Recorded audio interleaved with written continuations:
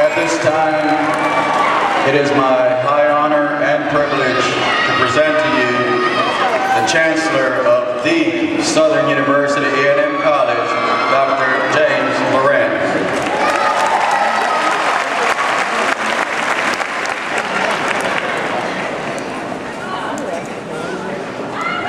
Good morning. We are pleased to welcome you to our 2012 Spring Commencement Exercises. Our Minister of Ceremonies is Bishop Raymond W. Johnson, pastor of Living Faith Christian Center, who will come forward to deliver the invocation. Following the invocation, we will have the Star Spangled Banner and Lift Every Voice and Sing, performed by the Southern University Concert Choir. Bishop Johnson. Thank you, Jeff. Let us pray. Heavenly Father, we thank you for this day, a great and wonderful day that you've given us. And Lord, that you've given us safe travel to this venue. And Lord, we lift up Southern University this morning. Its leadership, its administration, its students, and family. God Almighty, we thank you for its long and treasured history, its legacy, its vision, and its future. God Almighty, as we come to celebrate this spring commencement, Lord, we remember back to its early beginning and all of its struggles and its great successes and even its future today. Lord, bless the speaker. Let the words be a charge and a challenge. Dr. Wilson speaks to the heart of these graduates. Lord, that they might go into the world and do these things that will honor you and honor the effort that's been put into their degree. Lord, we ask the blessing throughout the service, that everything be done to your glory. We ask it in Jesus' name. And let the people of God say amen.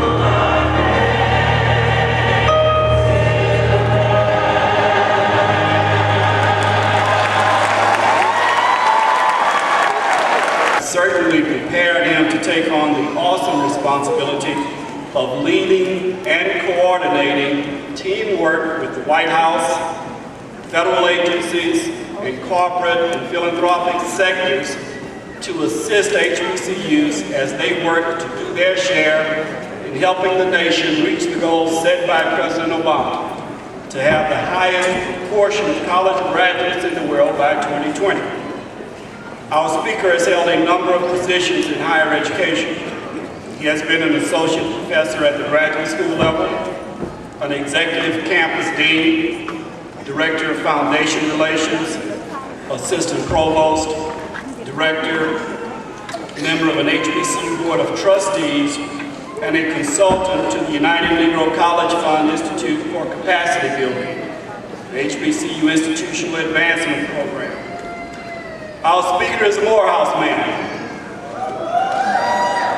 and a Harvard graduate.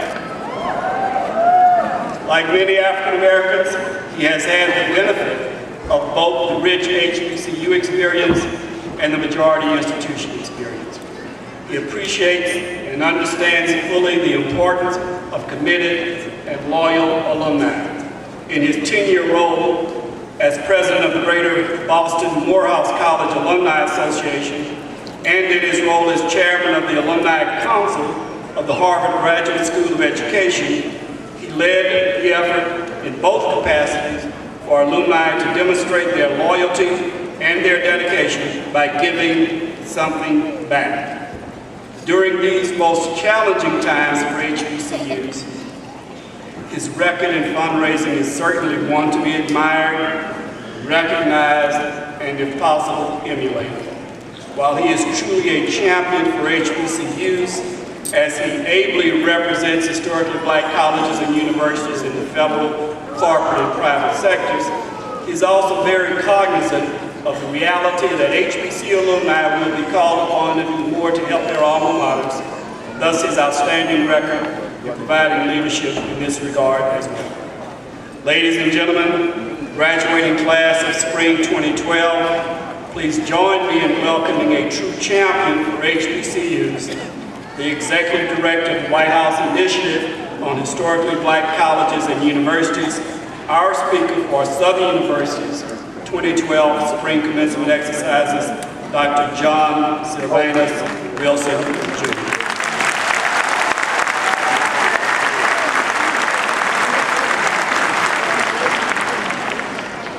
Good morning.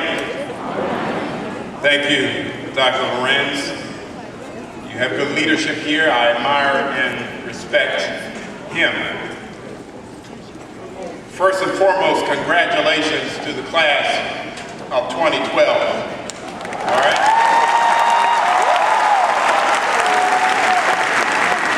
We are here to celebrate the graduates today, and as we do so, I am here to advise, inform, and maybe even inspire you too.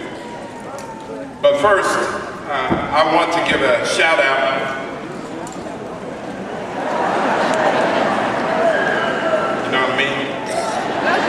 to my Harvard classmate, Lisa Delpit. Stan Lisa, she's a faculty member here.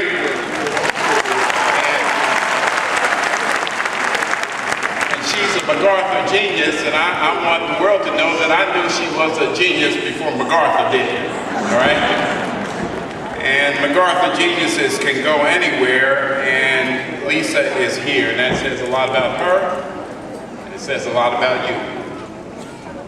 I also want to give kudos to the man who leads this system, Ron Mason. Ron Mason wanted to be here, but he had to go and play defense at the state capitol trying to defend this system and this campus. Ron and I serve on, yeah, you should clap for that.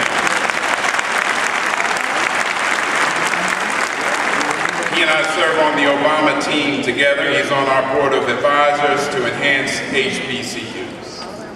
And then finally, by way of opening, I give a nod to Ernest Gaines, the honoree today beside all you graduates. And I want you to know that he has produced Tuesday a work called The Autobiography of Miss Jane Pittman. And there is a scene that I pick up in that film that I use on most HBCU campuses I travel to.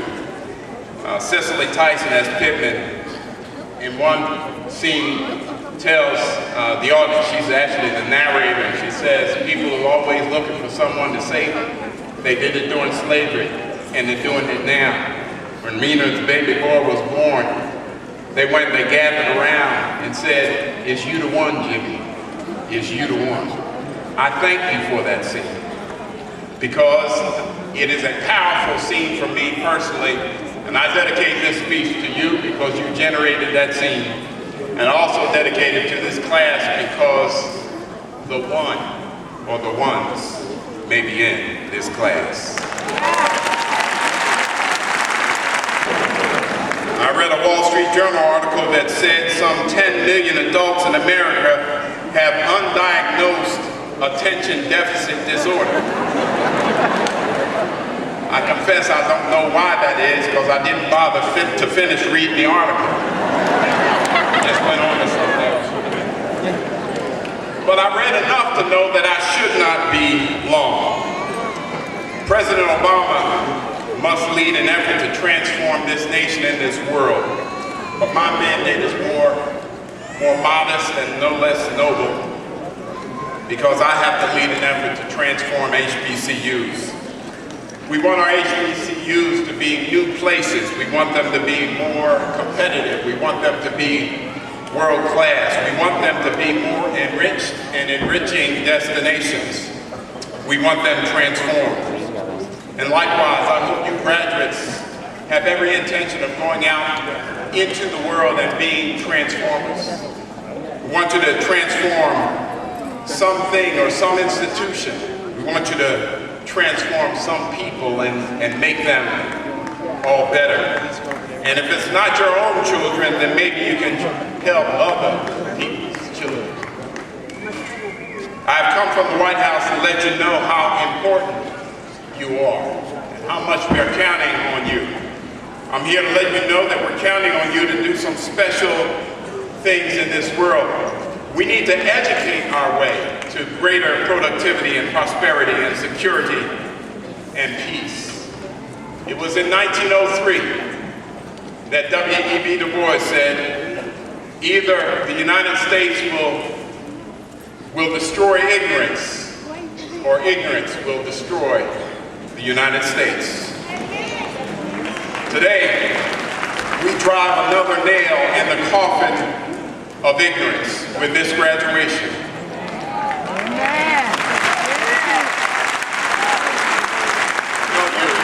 You graduates are emerging from this space, from this place at a special time. I am aware that your women's tennis team has won the SWAC championship 3 years in a row. Your School of Nursing has been tops in the state for 2 of the past 3 years.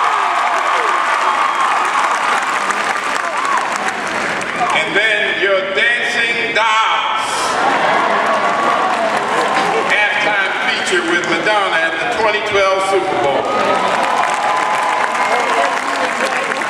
Yeah, this is a special time, and of course, those of you in this class who entered 4 years ago, you started college by witnessing history as we elected the very first African-American president of the United States.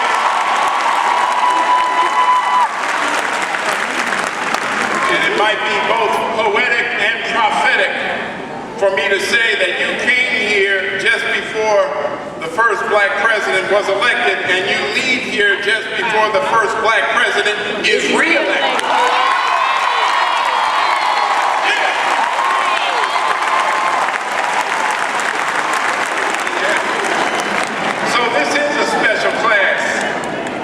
With the brief time that is ours to share, today I want to get personal. I want to get personal. I don't want to talk Washington, our agenda, our policies, our challenges. No, I just want to talk to the graduates in a very personal way, and I want to share with you just 3 personal hopes that I have for you.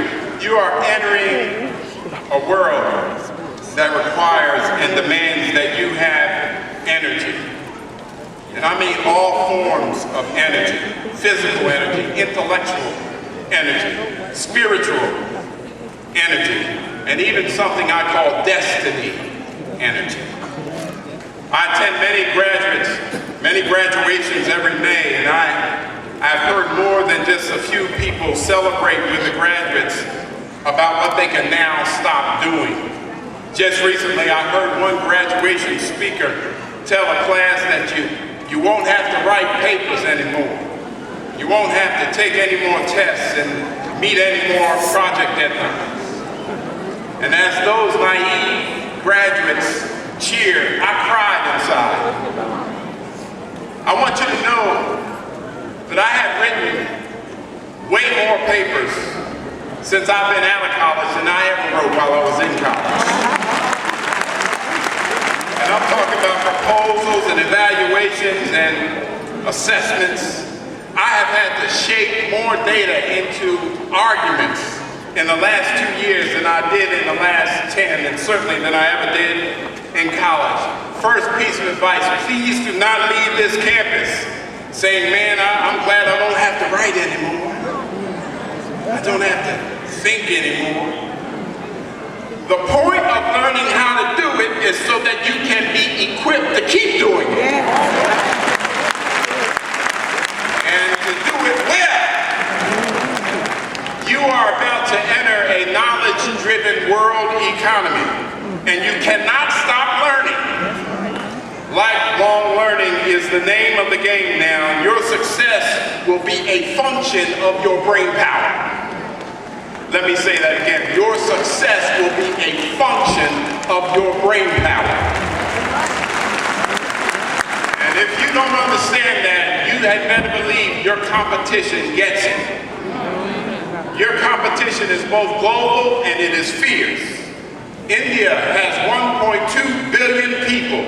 Half of them are under the age of 25, and a third of them are under the age of 14.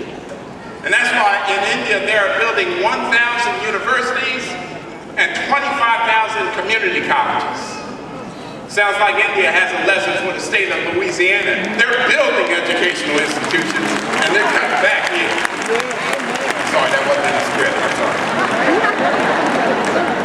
In India, they are looking to have 40 million in college by 2020, and that's twice what we have right now. There are only 20 million in college here in America. They're looking to have 40 million by 2020. And the same is true for China. 1.3 billion people. They are trying to surge educationally and have 40 million people in college by 2020.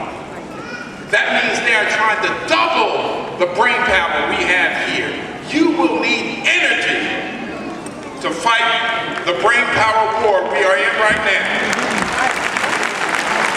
So do not celebrate the end of learning and the end of mental challenge. No, your graduation is the start of it. It's the start of it. Second point, beside energy, I want you to have passion.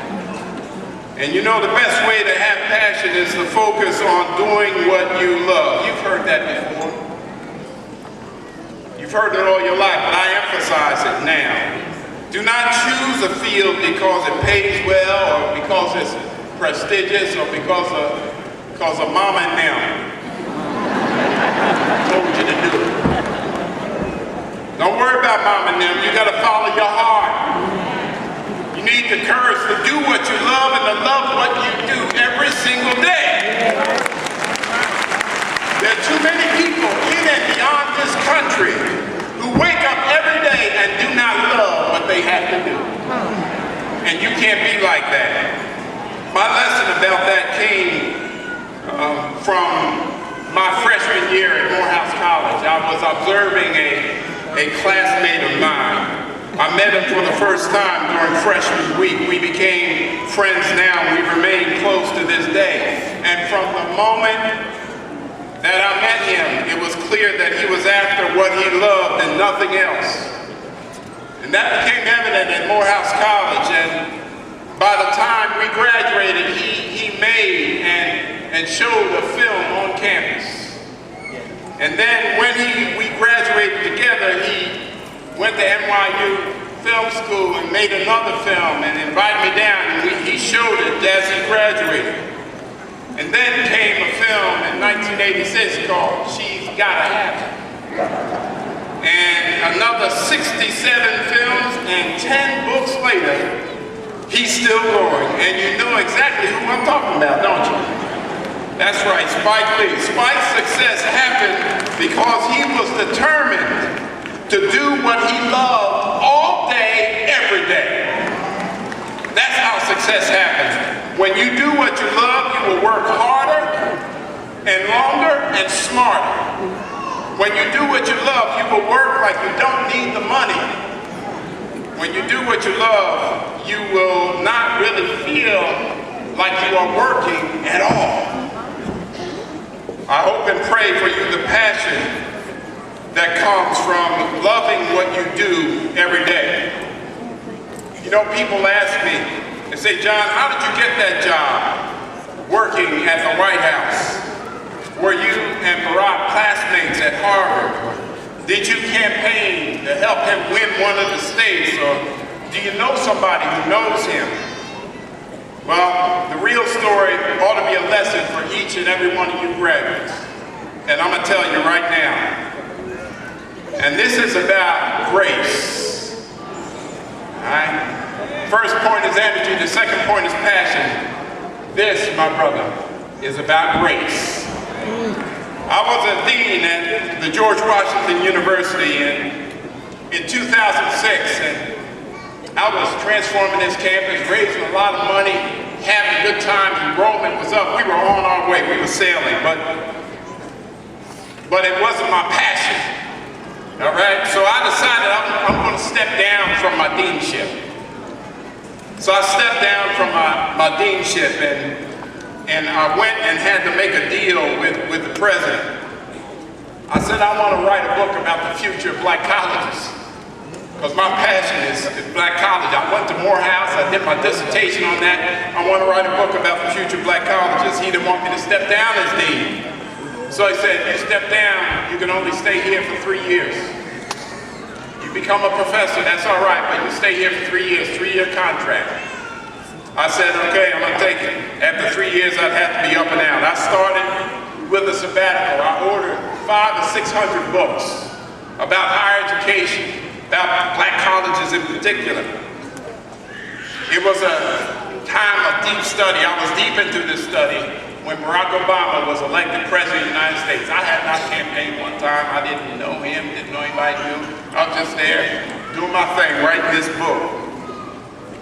By May 2009, 5 months into his presidency and 3 months away from my deadline at GW when I would have to be gone, I had twin girls in college and a wife and son at home, and I had no next step figured out whatsoever.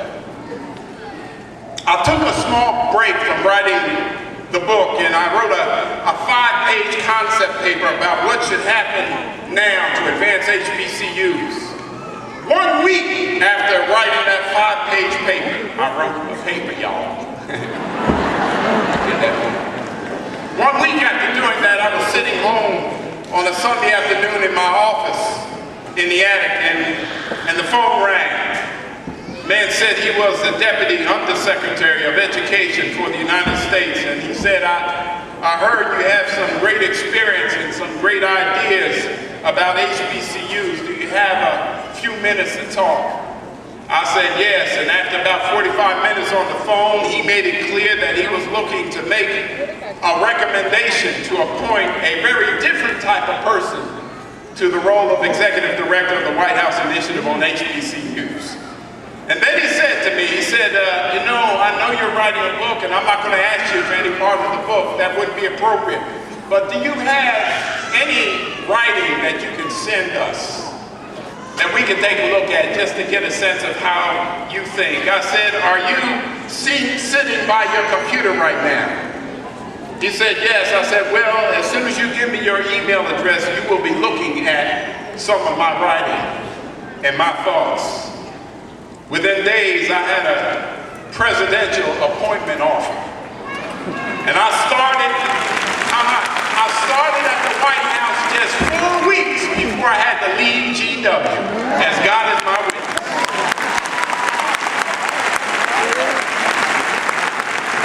Because I wrote a paper that was not a sign, I experienced favor that was not merited.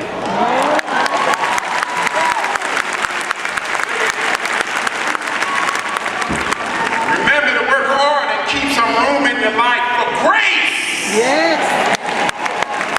For grace. Don't let me put my foot out there. All right, now, what ties energy, passion, and grace all together is a sense of mission. And this is my final point to you graduates. You need to be deliberate forces for good in the world, whether it's in nursing or criminal justice or business management or psychology. And I know that some of you already are. Where is Demetrius Sumner? Stand up, Demetrius. All right. Demetrius came here with a suitcase and $200 and a dream. He led the student body for 2 terms and served on the boards of regents and supervisors, and he will make a mark in public policy. I'm proud of you, brother. All right. Where is Leah Peoples? Leah Peoples. Leah led the NAACP chapter on this campus. She's got a 4.0 GPA.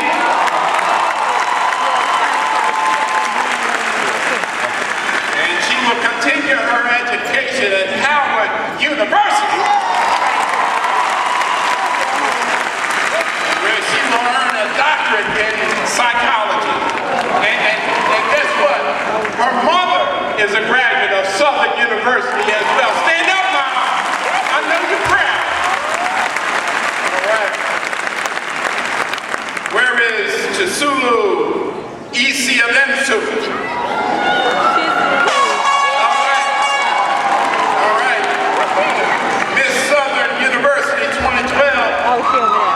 Public policy major who helped to raise $10,000 for the St. Jude Children's Hospital. We're proud of you, sister. Then finally, where is Bertha Davis?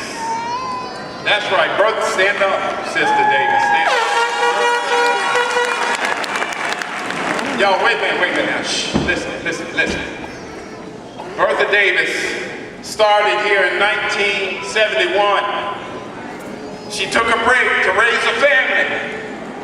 She came back in 1990. She took a break to fight off breast cancer. She came back in 2010. She paused to fight breast cancer again. And with cancer in remission, she graduates today.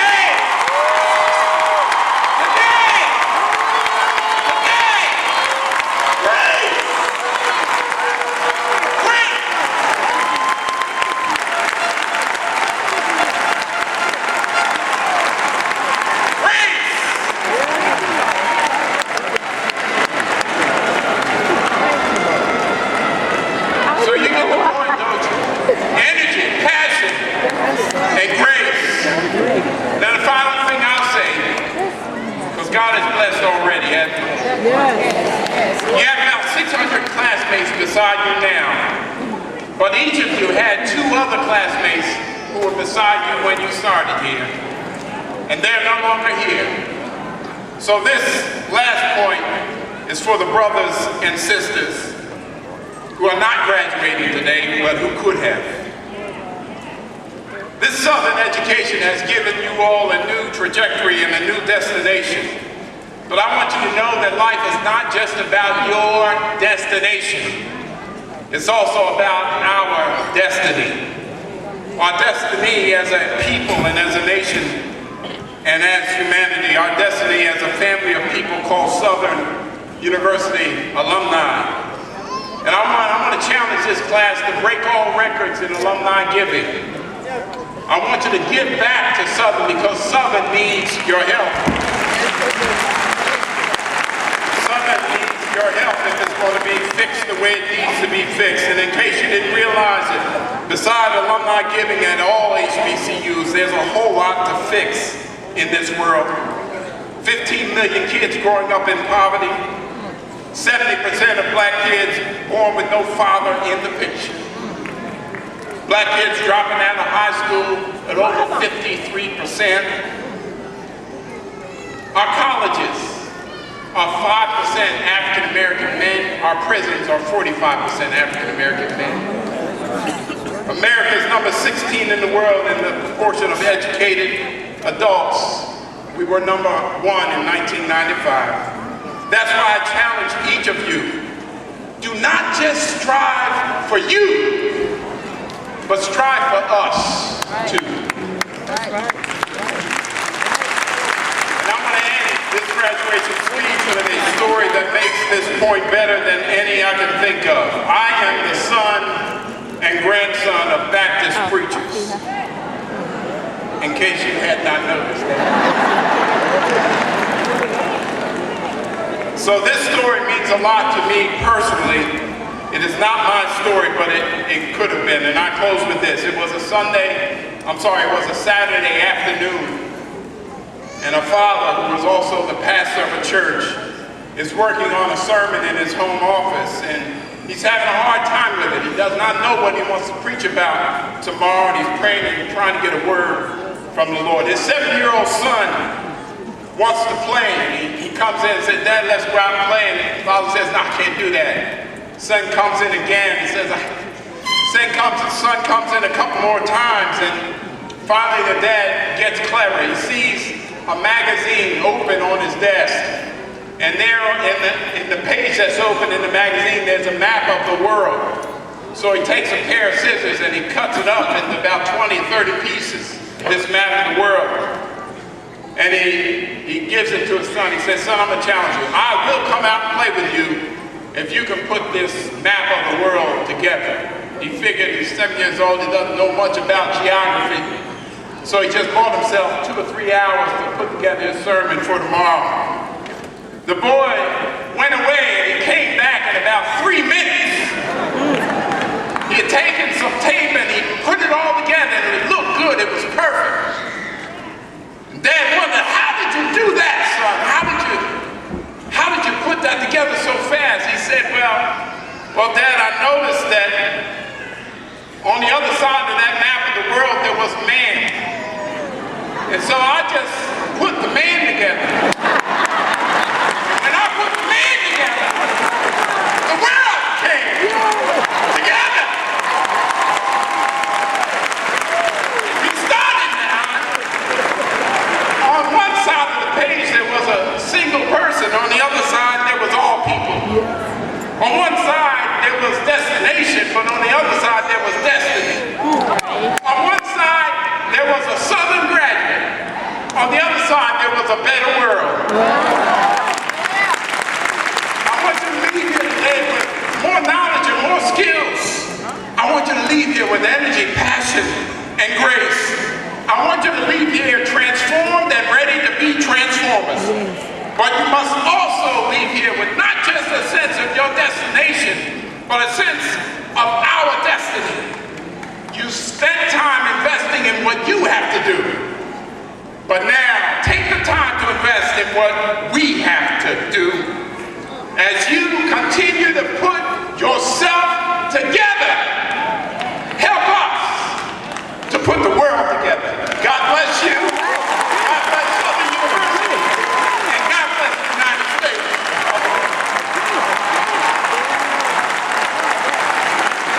John just left. He did a beautiful job.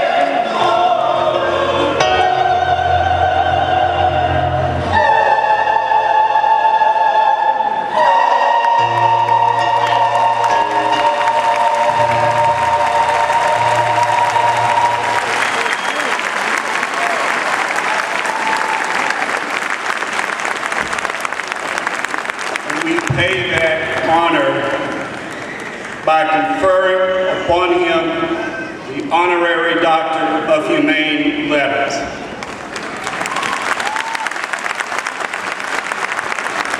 At this time, I invite our honoree to come forward, and I invite the Chairman of our Board of Supervisors, Mr. Darren Meyer, and Ms. Ann Smith, the Vice Chair of our Committee on Academic Affairs, to read the citation and confer the honorary degree.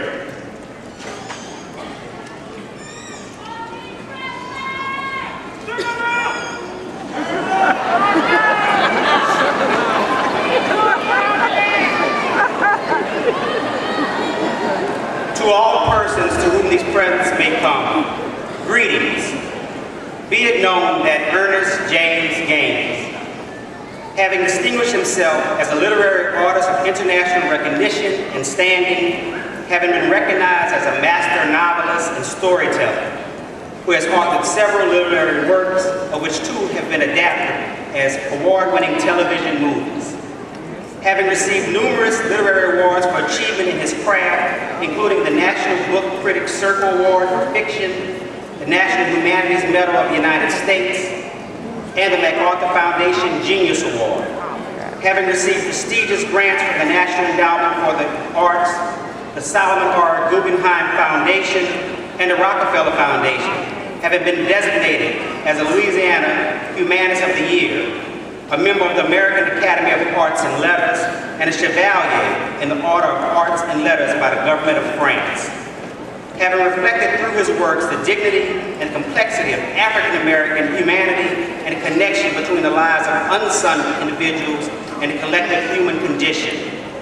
Having nurtured the emerging literary talents of Louisiana through his service as a writer in residence at the University of Louisiana in Lafayette, and through the Baton Rouge Area Foundation's Ernest J. Gaines Literary Award for Excellence, and having satisfied other appropriate requirements of the Southern University Board of Supervisors and the Southern University Agricultural and Mechanical College for the degree of Doctor of Humane Letters, has accordingly been conferred this degree with all rights, privileges, and responsibilities thereunto appertaining. In testimony whereof, the Southern University Board of Supervisors, upon the recommendation of the faculty, has granted this diploma, bearing the seal of the University at Baton Rouge, Louisiana, on the 18th day of May, AD 2012.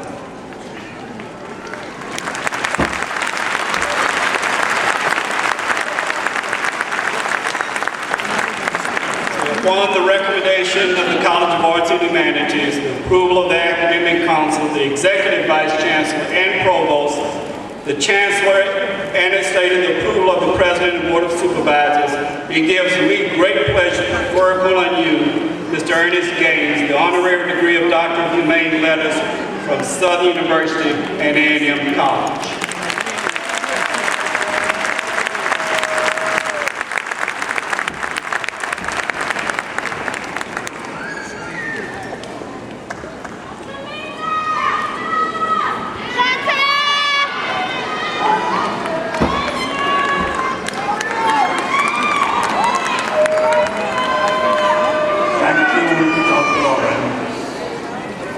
Thank you, Dr. Wilson, for those wonderful remarks. I would like to say something. I would like to stretch this last night, about 11:30 last night. To say something to those students who are leaving Southern today. First, congratulations. You graduated. Graduating from Southern is only an introduction to that world out there. Now you have to get into the real track of the world. When I graduated from college a century ago, I studied all the great writers, did all the work required by that professors. I thought I knew everything about writing. I did not.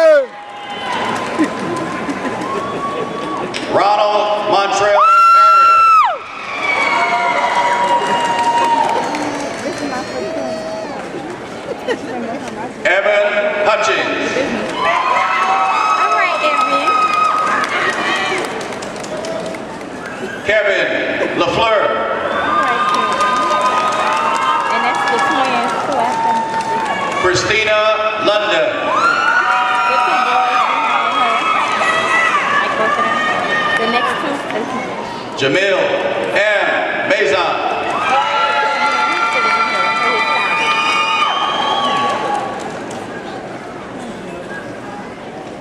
Quintrell A. Mazon.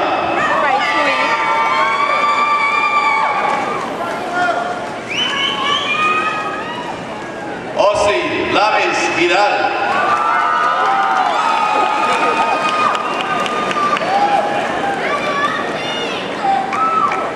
Marlon R. Stepp.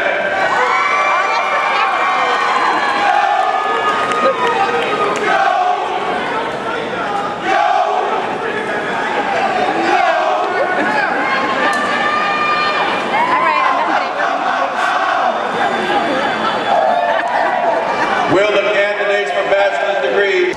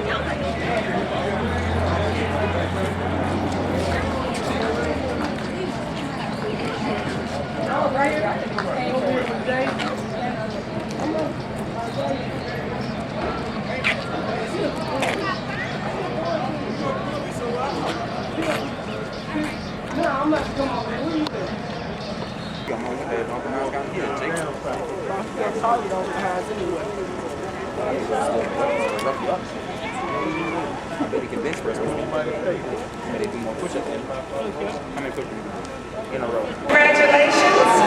Please raise your right hand and repeat after me. I state your full name.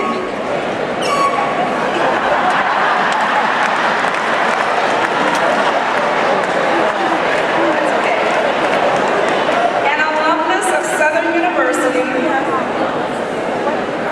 do hereby pledge allegiance to the Southern University Alumni Federation and the great honored institution which it represents. I promise to remain loyal, faithful, and steadfast in my support of its programs, uplift of its principles, maintenance of its tradition, and defense of its honor.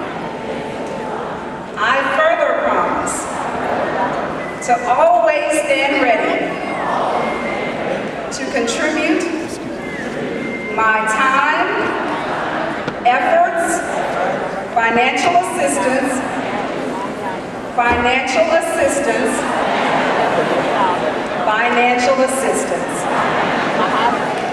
and services toward the advancement of the welfare of the Southern University Alumni Federation